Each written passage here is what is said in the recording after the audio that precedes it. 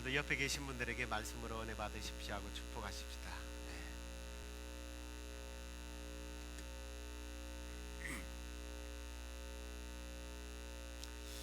세상에 태어난 사람들 중에서 지기 위해서 혹은 실패하기 위해서 인생을 살아가는 사람은 거의 없을 겁니다.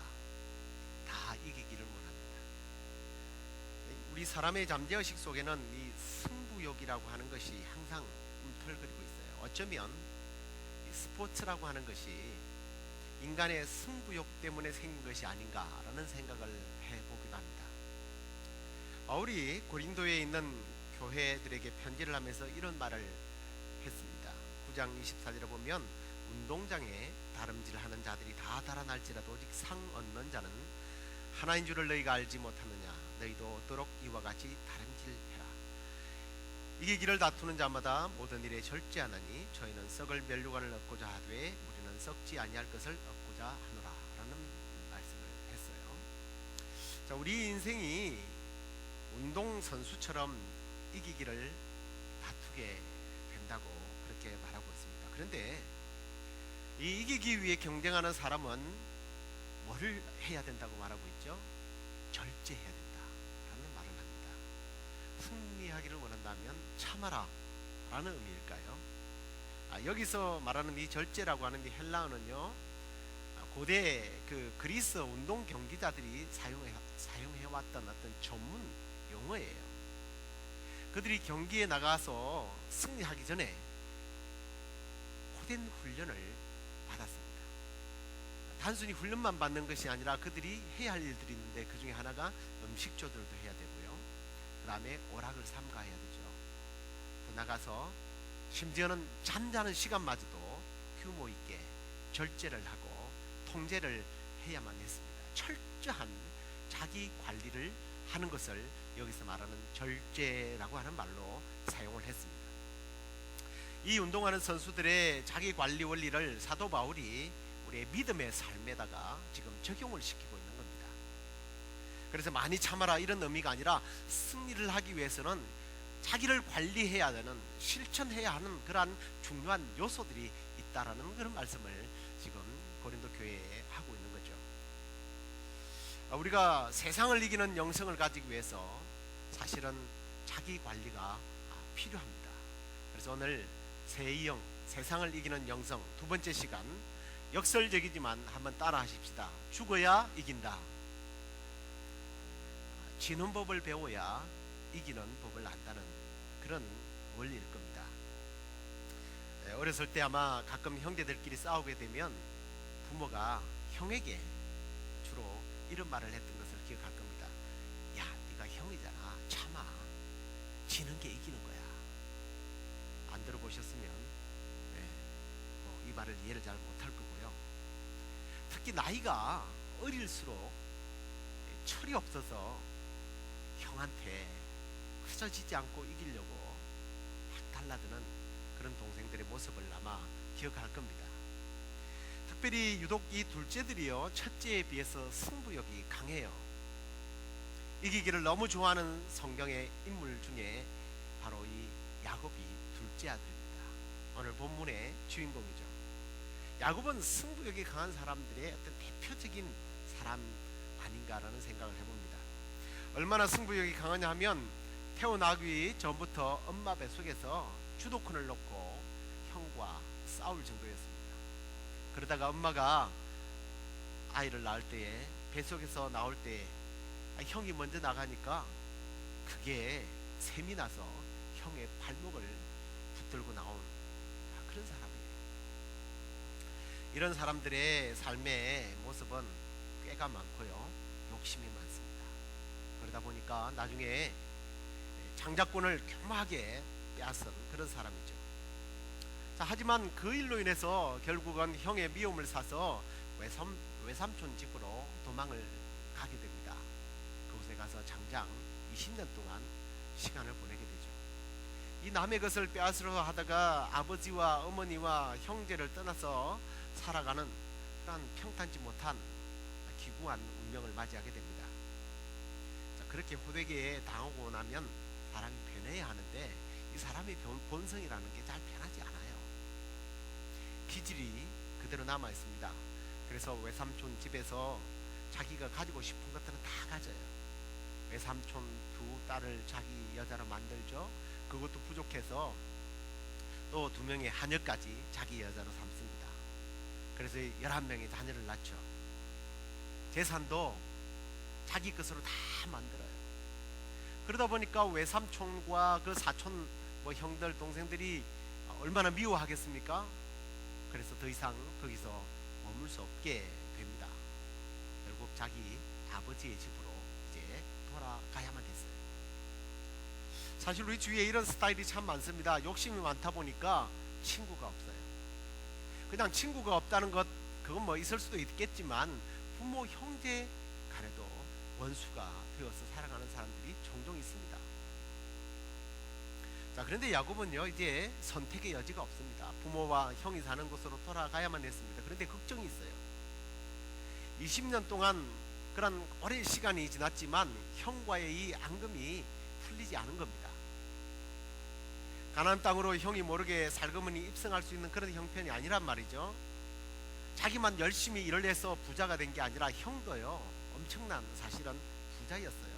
왜냐하면 자기 집에 400명의 용병을 거느릴 정도면 대단한 부자 아니겠습니까? 그래서 야곱이 형 에서가 이제 그동안 얼마나 변했을까 확인하기 위해서 사자를 보냈습니다. 그랬더니 이 사람이 와서 보고를 하는데 기가 막힌 이야기를 하는 거예요. 형이 화가 풀린 것 같지 않습니다. 400명이나 되는 지금 정예 용병들을 이끌고 주인님을 만나러 오고 있습니다 라는 보고를 받습니다. 가슴이 다 내려앉죠. 그래도 꽤가 많은 사람이니까 머리를 굴려보니까 혹시 그럴 수밖에 없는 지금 상황이지만 지금 이런 것 아니겠어요? 자기를 맞으러 오는 형이 만약에 기쁜 마음으로 오는 것 같으면 몇몇 사람만 데리고 올 텐데 400명을 데리고 온다는 것은 틀림없이 자기를 공격하기 위해서 오는 거예요. 좋은 마음이 아니라는 것을 아니까 꾀를 쓴 겁니다. 그럴 수밖에 없어요. 왜냐하면 자기 할아버지 누구요? 아브라함의 조카 롯이 연합군에 의해서 포로로 되어 갔을 때 그 할아버지가 키우던 용병 318명이 연합군에게 전쟁을 해서 승리를 하고 뺏겼던 물건을 다 찾아왔던 이 이야기를 자기 할아버지에게 들어서 야곱은 잘 알아요. 지금 그보다 숫자가 무려 거의 100여 명이 더 많단 말이에요. 자, 이런 상황에서 그는 또다시 잔머리를 굴리기 시작합니다. 자기의 가축들을 두 개로 이렇게 두 대로 분류를 하죠. 이때를 치면 이때가 피하면 되니까 최상원의 그런 피해를 줄이기 위해서 소떼와 양떼들을 분류를 합니다. 그리고도 마음이 놓이지 않으니까 소, 양, 염소, 낙타 여러 동물들을 가축들을 550마리나 계산을 해보니까 550마리예요. 550마리를 형에게 뇌물로 바칩니다. 그래도 마음이 편하지를 않는 거예요. 그래서 자기 11명의 자식과 아내 4명을 먼저 보내요. 그리고 자기는 약북강을 건너질 않습니다. 상황을 지켜보겠다는 거예요. 어떤 분들은 그가 건너가지 않고 기도로 지원하겠다고 그러는데 저는 그런 사람들 너무 싫어요. 자기는 행동으로 나서지 않고 나 기도해 줄게요, 열심히 뒤에서 기도하겠습니다. 그리고 그 사람들 가보세요. 절대 기도 안 해요. 기도하는 사람은 먼저 앞서가는 사람이에요. 자, 기도하지 않습니다. 물론 성경을 읽어보면 기도하는 과정이 나와요. 그런데 따지는 기도예요. 하나님, 우리 조상 아브라함 때부터 저에게 주시마 약속하신 그 약속 있죠? 그거 지켜주세요. 이런 따지는 기도나 해요. 자, 이런 상황 속에서 과연 그 밤을 맞이했던 야곱이 어떤 기도를 했을까? 만약에 기도를 한다면 기도가 안 나와요. 우리는 이런 상태를 요즘에는 멘붕이라고 많이 부릅니다. 멘탈이 붕괴돼 버린 거죠. 하늘을 쳐다보기도 하고 물을 쳐다보기도 하고 일어났다 왔다 갔다가 완전 안절부절하는 거죠. 정말 이런 모습을 우리가 연상해 본다면 야곱이 정말 하나님을 믿는 사람이 맞을까라는 생각도 하겠지만, 사실은 그게 저와 여러분의 모습이고 우리 인간의 모습들이에요.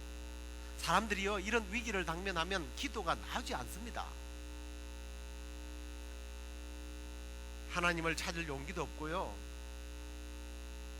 그야말로 자포자기하는 그런 상황이 될 겁니다. 그리고 밤이 깊어가는데 갑자기 어떤 사람이 나타난 거예요. 아마 에스가 보낸 정탐꾼이라고 생각했을 것 같습니다. 싸움이 벌어진 겁니다. 날이 셀 때까지. 그런데 이제 날이 서서히 밝아오는데 상대방의 얼굴을 보니까 이 사람의 얼굴이 보통 사람이 아닌 거예요. 이게 내가 지금 사람과 싸운 게 아니구나. 하나님의 사자와 천사와 싸웠구나. 하나님이 찾아왔다는 것을 깨닫기 시작합니다. 최악의 상황에서 궁지에 몰렸을 때 하나님께서 해답을 가지고 찾아오셨다는 것을 깨닫게 되는 거예요. 그래요, 우리는 인생의 마지막 순간에 하나님이 우리를 찾아오신다는 것을 깨달아야 합니다. 내가 이러지도 저러지도 못할 때, 여러 가지 인간적인 수단과 방법을 다 동원해서 풀지 못할 때 하나님이 그 위기의 순간에 찾아오심을 믿으시기 바랍니다. 그때 하나님이 찾아옵니다. 우리의 인생의 꼬인 문제를 하나님이 풀어주셔야 되는 것입니다. 하나님은 문제를 푸는 은혜라고 하는 그런 만능 열쇠를 가지고 우리를 찾아오셔야 돼요. 그 열쇠를 꼽는 순간 풀어지지 않는, 열려지지 않는 문제들이 열려지고 풀려지지 않는 문제들이 풀어지게 될 겁니다. 막혀있던 장애가 풀어지는 역사가 일어날 겁니다. 여러분이 지금 어떤 상황에 처했다 할지라도 은혜라고 하는 그 만능 열쇠를 가지고 오시는 주님을 만나시고 열려지는 은혜가 있기를 주님의 이름으로 축원합니다. 자, 그런데 오늘 이 말씀이 주제가 이 부분이 아닙니까? 넘어갔어요. 아무튼 하나님이 그를 찾아가 주셨어요. 하나님의 그 은혜라고 하는 열쇠 가지신 그 천사를 통해서 방문한 거죠. 자, 그러면 그가 어떤 사람이냐? 오늘 우리가 읽지는 않았습니다만은 32장 1절 2절에 보면 야곱이 길을 가다가 하나님의 사자들을 만나게 돼요. 이미 초면이 아니라 구면이란 말이에요. 내가 아침에 봤던 그 사람이네. 바로 그거죠. 그러면서 그때 하나님의 사람이라는 것을 알고 뭐라고 불러요? 마하나임, 하나님의 군대입니다 하고 이미 상면을 했습니다. 대면을 했습니다. 하나님의 사자라는 것을 완전히 깨달은 거예요. 그런데 한번 이 상황을, 이 밤에 일어났던 상황을 그러면 한번 상상해 보십시오. 하나님이 보시기에 얼마나 가소롭겠어요. 하나님이 보낸 천사를 이겨보겠다고 죽기 아니면 까무러치기로 덤벼드는 야곱을 한번 상상해 보란 말이에요. 요즘으로 말하면 살아있네, 그런 소리는 들을지 모르지만 이 정말 자신만만한 사람입니다. 자신만만의 끝장이에요. 그런데 이런 모습이 사실은 우리가 성경에서 표현할 때는 어떤 사람이라고 부르냐면 옛 사람이라고. 내가 여기서 지면 끝장이라고 하는 생각 때문에 인간적인 수단과 방법을 다 동원해요. 절대로 물러서질 않습니다. 이게 옛사람의 기질이에요. 사실 여기서 우리가 중요한 것을 하나 발견해야 돼요. 지금 하나님이 보실 때는 에스를 이기기 위해서, 즉 문제를 해결하기 위해서 야곱의 옛사람이 죽어야만 하는데 이 옛사람이 죽지 않고요, 계속 덤벼드는 거예요. 굴복을 안 하는 겁니다. 그러자 하나님이 어떻게 합니까? 환도뼈를 한 대 내리쳐요. 환도뼈가 어딘지 잘 아시죠? 우리 엉덩이에 있는 이 넓적뼈를 말합니다. 이 넓적뼈가 그냥 엉덩이 보기 좋으라고 있는 게 아니라 우리의 다리를 받쳐주는 역할을 하는 거예요. 고관절을 붙들어 주죠. 이걸 쳐버린 거예요. 그냥 위골이 됐구나, 좀 아프겠구나, 이게 아닙니다. 이제 뛰지를 못해요. 당연히 걷는 것도 불가능하고요. 그런 관점에서 한번 생각해 보십시오. 20년 전에 에스가 죽인다는 말만 듣고 어떻게 해요? 그냥 달려서 삼촌 집으로 갔습니다. 지금 이제 달려서 삼촌 집에 가도 받아주지도 않겠지만 삼촌 집으로 달려갈 힘도 없는 거예요. 그의 나이가 우리 그림들을 보면 뭐 저 정도 나이의 사람으로 이렇게 보통 그려 놓는데 아니에요. 80이 거의 다 된 나이에요.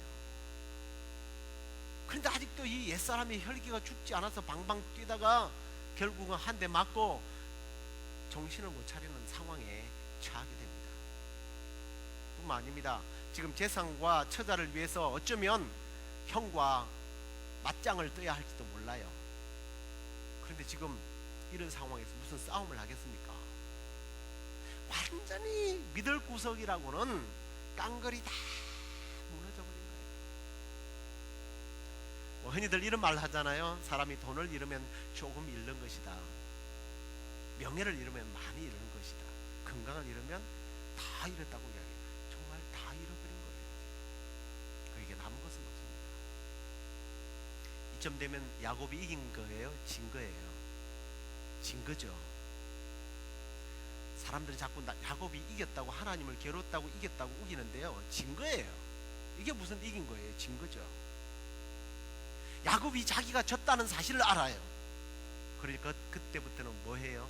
매달리는 거예요. 조금 전만 해도 살기가 등등해서 어디 네가 이기나 내가 이기나 하면 해보자 그러면서 막 덤벼들었는데 아마 주위에서 이 광경을 봤다면 정말 우스울 거예요. 막 깔깔거리고 웃을 거예요. 게임도 안 되는 영감님이 천사한테 하나님의 군대에게 이기겠다고 막 담배도 나 잡자 그러면 옆에서 낄낄거리면서 아 영감님 살아있네, 죽지 않았네 이러면서 응원해 줄 거예요. 그죠? 참 우스운 일이에요. 그런데 지금은 싸움할 상황이다. 환도뼈도 부러졌어요. 선택의 여지가 없어요. 그러니까 뭐해요? 이제는 매달리는 거예요. 이 매달리는 이 상황을 좀 연상을 해보시면 참 재밌죠. 그런데 시간이 다 되었습니다. 죄송한데 이제 나 가야 되겠네 라는 이야기를 하는 거예요. 믿을 곳이 지금 하나님밖에 없는데 하나님의 사자가 떠난다는 거예요. 그래서 하나님만이 축복해 주셔야 된다. 하나님만이 살 길이다. 하나님에게 열쇠, 하나님만이 나의 삶의 문제를 해결할 해결자라는 것을 깨닫는 겁니다. 뭐 해야 돼요? 울면서 매달리는 거예요. 그래서 호세아서 12장 4절에 보면 이렇게 되어 있습니다. 야곱이 울면서 통곡하면서 살려주십시오, 살려주십시오, 통곡하면서 메어달리는 거예요. 이게 어떻게 이긴 자의 모습입니까? 진 거죠. 이건 야곱이 죽은 겁니다. 어떤 야곱이 죽은 거예요? 옛사람 야곱이 죽은 거예요. 여기는 야곱의 그 당당했던 자존심, 자존감, 경험, 능력, 그 장깨들 완전히 죽어버린 거예요. 그때 천사가 묻습니다. 왜 이름이 뭐니? 몰라서 물었겠어요. 예, 저는 도둑놈입니다. 야곱의 이름 뜻이 도둑이라는 뜻이에요. 빼앗는 자, 사기꾼이라는 뜻이거든요. 저 그렇게 살았습니다 라는 이야기를 하는 거예요. 그러면 이제부터 내 이름을 이스라엘이라고 부르라. 이름이 바뀌어지는 역사가 일어납니다. 그런데 대부분 이 부분을 해석하면서 이스라엘의 뜻이 하나님과 더불어 이긴 자, 싸워서 이긴 자로 이스라엘 뜻을 이해하는데요, 이스라엘이라고 하는 뜻이 그 뜻이 아니에요. 이스라엘이라고 하는 히브리 뜻은, 이 자막을 보시면 제가 그냥 이 사전을 아예 그대로 그림을 올려놨습니다. 하나님이 다스린다라는 뜻이 이스라엘이에요. 하나님과 겨루어 이겼다 이 말은요, 야곱이 이스라엘이라고 하는 이름을 얻게 된 이유예요. 하나님과 싸워서 그러면 이겼다, 이래서 하나님이 다스린다. 좀 문맥적으로는 사실은 안 맞는 얘기예요. 야곱은 사기꾼이라고 하는 이름으로 자기가 자기의 삶을 다스리고 계획하고 자기 마음대로 살아왔습니다. 그런데 이제 하나님과 겨루어서 자기를 완전히 죽이니까 하나님이 내가 이제 너를 다스려 주겠다 하고 이스라엘로 바꿔준 거예요. 야곱이 죽으니까 이제 자기를 야곱 스스로가 다스리는 것이 아니라 하나님이 다스리는 거죠. 지금까지 야곱의 삶에 있어서 주인은 자기였어요. 그런데 이제 하나님이 주인이 된 겁니다. 옛 사람이 죽으니까 새 사람이 살아난 거예요. 보라, 이전 것이 지나갔으니 새롭게 되었다 라고 하는 말씀이 바로 여기서 적용되는 거예요. 불신의 사람이 죽고 믿음의 사람이 다시 태어난 겁니다. 여러분 기억하십시오. 하나님께서 완전히 깨어진 존재가 되니까 하나님이 내가 이겼다 손을 들어주는 거예요. 야곱이 이겼어 이겼다고 말하는 게 아니에요. 좀 그렇게 생각해보면 하나님 참 재미있으신 분이에요. 흥미로운 분이에요. 전 가끔씩 하나님의 그 재미난 하나님께 대한 이게 좀 불경스러운 상상이지만 우리 하나님 참 재밌다라는 생각을 가끔씩 합니다. 우리가 상상치도 못하는 일들을 하거든요. 지금 이 과정을 하나님이 네가 이겼다라고 선포했던 이 과정을 좀 이렇게 해석해 보세요. 여러분이 우리 청년들은 그런 경험들이 어릴 때 있을 거예요. 틀림없이 아버지와 씨름을 해요. 요만한 애들이 아빠 씨름해 덤벼들어요. 막 씨름을 하는데 에라이 싸가지 없는 놈, 그냥 패대기를 쳐버리는 아버지는요 그야말로 싸가지 없는 아버지예요. 대부분의 아버지는 어떻게 해요?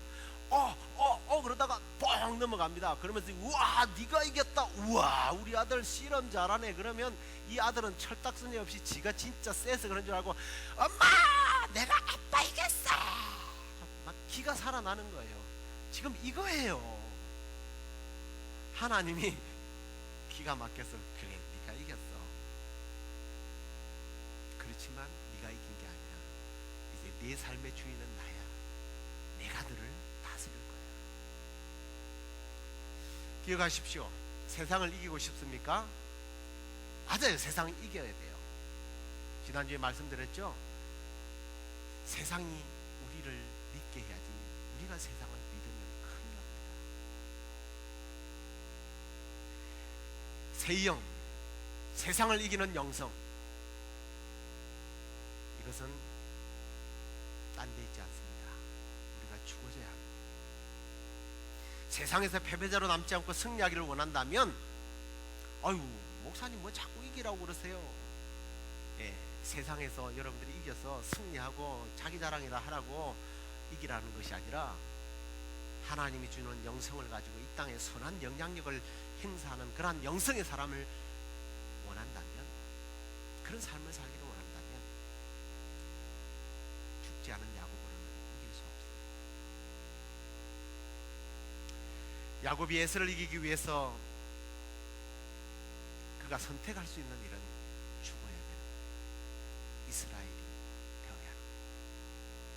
빼앗는 사람, 잔머리나 굴리는 사람, 도둑의 기질을 가진 야곱의 이름이 아니는 이스라엘, 하나님이 다스리는 사람이 될 때에 승리자가 된다는 것입니다. 우리의 적으로부터 이기고 우리에게 시시각각 다가오는 이 위기로부터 이기려면 야곱의 상태로 남아있으면 안 됩니다. 인간적인 수단과 방법이 남아있으면 패배하게 됩니다. 이스라엘이 되어야 합니다. 자기가 믿던 것, 자기가 의지하던 것, 자기의 자랑거리들 다 죽이셔야 합니다. 자기는 죽어지고 하나님의 은혜가 살아날 때 승리를 가져옵니다. 인간적인 어떤 실력을 가지고 있을 때의 강자가 되는 것이 아니라 나는 약해지고 나는 부족해지지만 하나님이 붙드는 사람이 승리자가 되는 겁니다. 강자가 되는 겁니다. 지는 것이 이기는 것이다. 네, 이건 세상 사람들이 하는 얘기입니다. 우리 그리스도인들은 세상적인 진리로 살아가는 사람들이 아닙니다. 그저 지는 것이 이기는 것이다 하고 참고 인내하는 정도가 아니라 세상을 이기기는 승리의 비결은 죽는 것입니다. 지는 것이 이기는 것이 아니라 죽는 것이 이기는 것입니다. 예수님을 보십시오. 골로새서 2장 15절에 보면 십자가로 승리했다라는 고백을 합니다. 여러분, 십자가로 승리했다는 말은, 이 말은요 십자가의 죽음을 이야기하는 거예요. 예수님이 죽음으로 승리했다는 얘기예요. 예수님은 가룟 유다의 배신과 제사장들의 어떤 선동과 군중들의 요구와 빌라도의 건세에 의해서 십자가에서 죽었어요. 그런데 이걸 충동질한 존재가 있습니다. 누구예요? 마귀. 다르게 표현하면 마귀의 술책에 의해서 죽은 겁니다. 그래서 마귀에게 패배당한 것처럼 보이잖아요. 그런데 오히려 승리했다라고 말해요. 왜 그럴까요? 만일 예수님께서 죽지 않기 위해서 일찌감치 가룟 유다를 내버려버리고 제사장들 내쳐버리고 빌라도 그 군대들 하나님의 그 12영이 되는 그 하나님의 군대를 하나님을 출동시켜서 얼마든지 로마와 대적할 수 있습니다. 도망칠 수도 있습니다. 얼마든지 살아날 수 있습니다. 마귀요? 사단아 물러가라 그랬더니 사단이 물러갔어요. 마귀를 이길 능력이 있습니다. 그러나 그걸 사용할 때 하나님의 뜻을 이루지 못해요. 하나님이 목적하시던 인류의 죄사함이 어떻게 예수님이 죽지 않으면 이루어지겠습니까? 하나님의 사랑을 인간들이 어떻게 알겠어요? 더 나아가서 사망을 이긴 첫 열매, 부활의 첫 열매가 어떻게 되겠느냐는 거예요. 예수님이 죽지 않으면 이루어지지 않아요. 마귀에 대해서는 승리할지 모르지만 하나님 앞에서는 불순종이라고 하는 실패를 하게 되는 겁니다. 우리는 나의 권리와 체면을 지키기 위해서 무조건 이기려고 할 때가 얼마나 많습니까? 그것이 때로는 하나님의 뜻에 대한 불순종이 될 수가 있습니다. 그 결과로 오히려 마귀에게 승리를 안겨다주는 그런 일들이 우리의 삶 속에서 얼마나 많았는지. 내가 지는 것, 아니 내가 죽는 것이 하나님에게 승리를 안겨다 주는 일이요, 더 나아가서 하나님께서 네가 이겼다고 손을 들어 준다는 것입니다. 성경에서 이긴 사람들을 다시 한 번 더 생각해 보십시오. 오늘 예를 들었던 야곱이나 예수님도 다 죽을 때에 승리하셨어요. 이런 깊은 의미를 알았던 사도 바울이 한 수 더 떠서요, 고린도전서 15장 부활장에서 이렇게 말합니다. 나는 날마다 죽는다, 이게 나의 자랑이다 그랬어요. 자기가 죽는 것이 자랑이래. 죽는 것이 무슨 자랑입니까?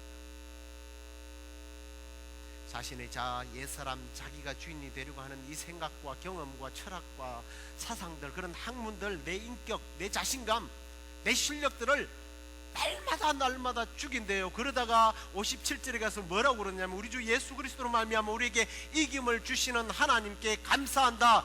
예수 그리스도가 죽고 나도 죽고 우리가 따라 죽을 때에 오히려 승리했다, 이런 고백을 하게 됩니다. 실패자로 남는 것이 아니라 죽었더니 살더라는 겁니다. 살다 보면 많은 위기를 경험합니다. 그 위기로부터 이기고 싶습니까?